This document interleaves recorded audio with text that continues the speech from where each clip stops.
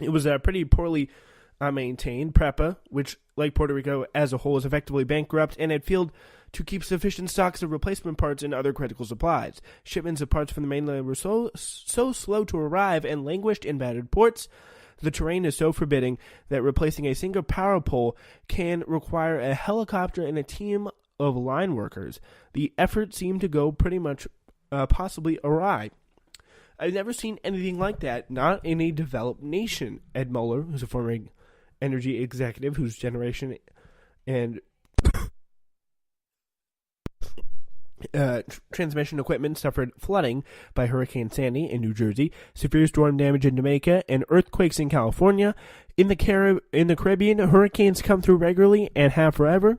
You move people in and you get it done, and we haven't done it. So yeah, they're still having this trouble, and they're still really struggling to work with the terrain to put forward a solid system here of action. Many experts and public officials have also lamented the decision, largely driven by federal disaster assistance law, to rebuild a poorly designed grid almost exactly as it was. The system that we have up now in Puerto Rico is vulnerable to a hurricane, and it's going to happen again. Rolando Ortiz Velasquez, the mayor of Calle and head of the Mayor's Association of Puerto Rico, said, it's just, you hear the saying, if the system, if it's broke, don't fix it. And if it's broke and it gets broken, don't put it back together the same way it was. I mean, you need to fix the problem so it doesn't happen again. That way you won't have to spend more money going back to fix it. I mean, what this is just pretty much seems to be not very. It's just seems like a bunch of BS to me. I will say that. It took more than a month for preposition on aid from utilities known as mutual assistance to be undone. In late October, with the construction seemingly stalled, Governor Ricardo A. Rossello of Puerto Rico met with Governor Andrew Cuomo of New York, a veteran of Hurricane Sandy and other natural disasters. Cuomo strongly recommended invoking mutual aid. Weeks more would pass before the mobilization got underway. Beginning in November, the first of some 3,000 utility workers from the country began pouring in.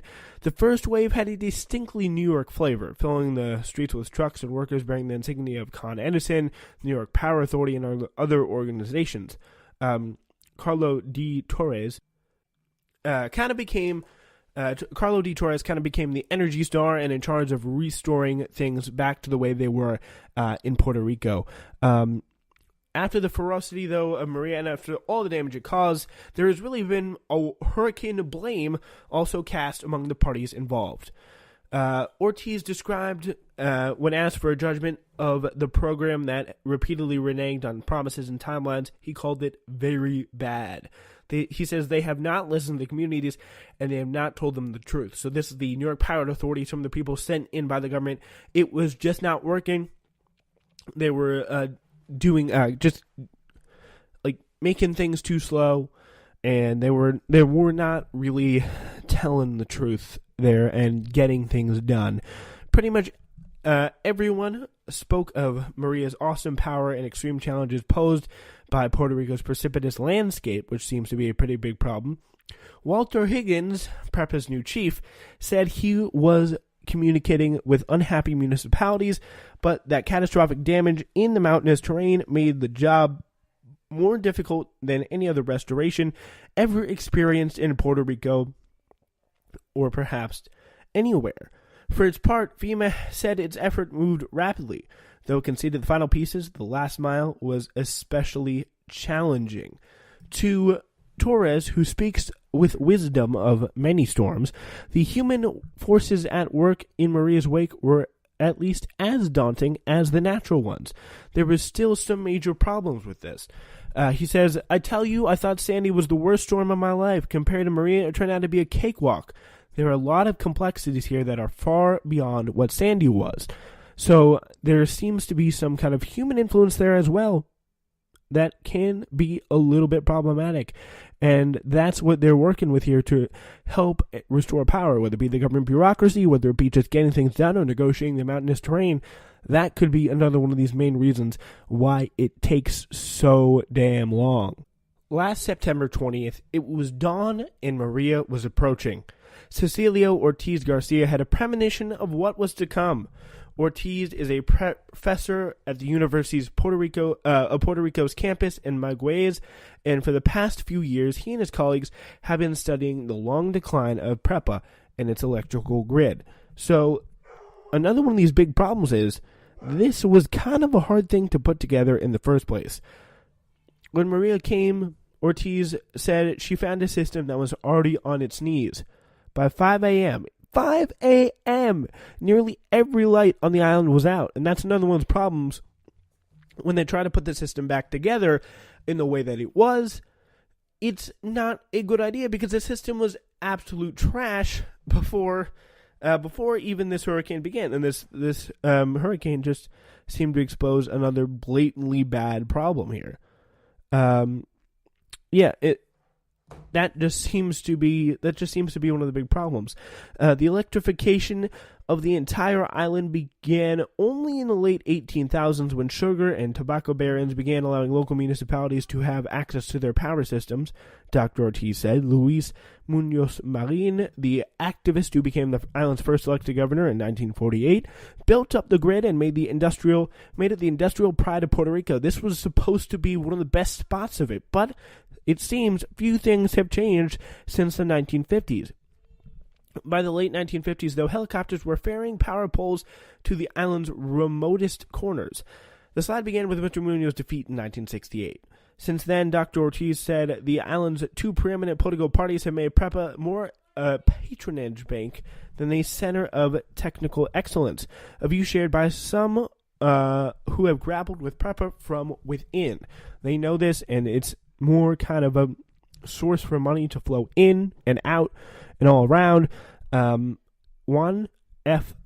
Flores, a former director, recalled that whichever party was in power would hand over an organizational chart filled with politically connected people. It just seemed to be a political operation, not one focused for the betterment of Puerto Ricans and the reassuring status of the power grid so that we can update it, maybe change it, maybe add to it a little bit since the 1950s. If the first major hit to PREPA was the defeat of Munoz, the second major one was after building oil refineries and fossil fuel power plants many on the southern coast, only to see the 1973 oil crisis pummel the island financially for making those bets after building those oil refineries on the coast there. So more recently, a series of poorly advised bond issues left the authority bankrupt, $9 billion in debt as well. So that was a major problem.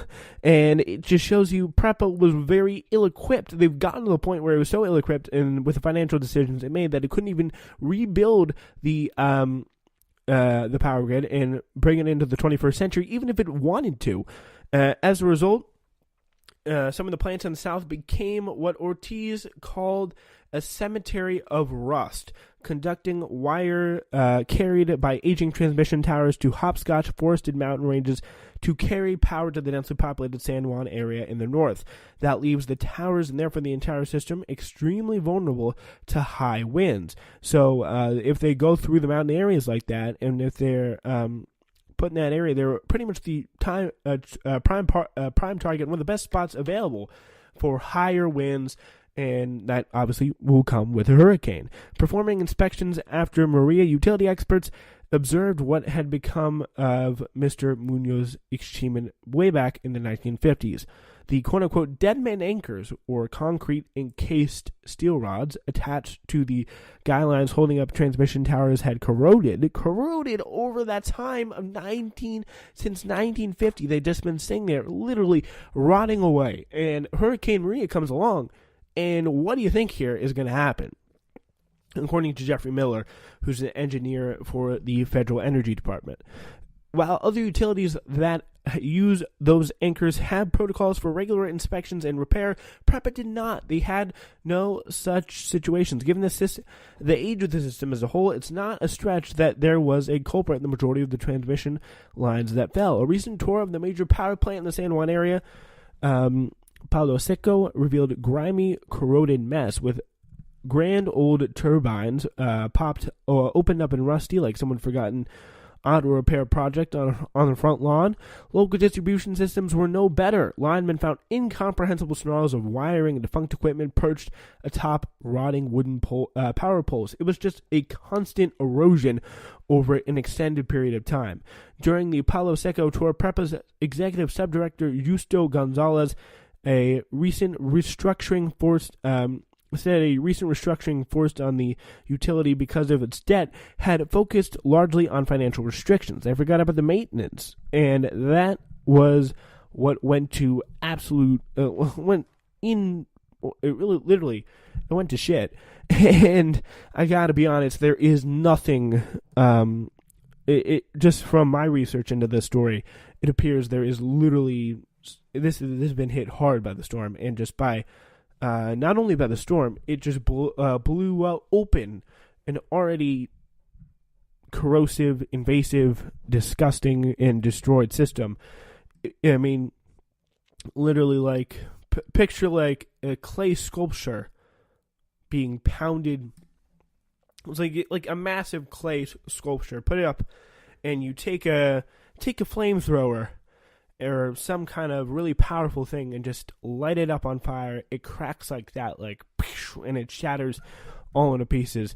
That flamethrower was Hurricane Maria in that analogy, and that clay sculpture, the hollow clay sculpture, that was the power grid beforehand. So, as unpredictable as major storms are, the utility industry has a standard bag of post-disaster tricks, because every utility knows that it may need help next.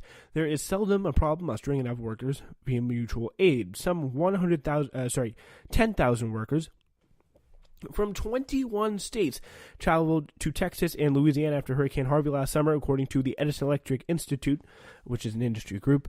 And after the 1-2 punch of Irma and Maria, the United States Virgin Islands took the standard step of bringing in a contractor and about 800 mainland utility workers. The Virgin Islands fixed it pretty well. What went wrong? What was different with Puerto Rico? Indeed, a range of experts, including officials from the principal industry groups, said they could not recall an instance in recent decades of utility failing to request mutual aid after a grid was knocked out in a major storm. In Puerto Rico, mutual aid should have been one of the first things they did, said James Lee Witt, who ran FEMA during Clinton's years. But they did not. How large was the task? Puerto Rico's 2,400 often mountainous miles of high-voltage transmission lines, 342 substations, and 30,000 miles of lower-voltage distribution lines that go to neighborhoods and homes, according to PREPA. Maria had damaged 80% of that massive system. But on September 28th, 8 days after Maria had made landfall, two parallel decisions drove the monumental rebuilding into uncharted territory. In a conference call with PREPA, government and utility officials delivered a collective offering of mutual aid. "We stand ready to help you," they said, according to Mike Highland, who is a senior vice president of the American Public Power Association, who was on the call. But PREPA officials, he recalled, said they were hiring Whitefish to restore the entire system. So I do just want to quickly here give you a little bit more about this. As Samantha Bee said, shady-ass company, Whitefish Energy. Whitefish Energy secured a $300 million contract with PREPA, that's the Puerto Rico Power Authority. Now, the CEO of Whitefish is a man named Andy Tekmansky. Hi, I'm Andy Tekmansky. His company's been around for 2 years, and at the time the hurricane made landfall in Puerto Rico, Whitefish only had about 2 employees. They've since hired about 300 people to do work for them in Puerto Rico. Notable is that the U.S. Secretary of the Interior, Ryan Zinke, is from Whitefish, Montana. In fact, he and the CEO of Whitefish Energy know each other.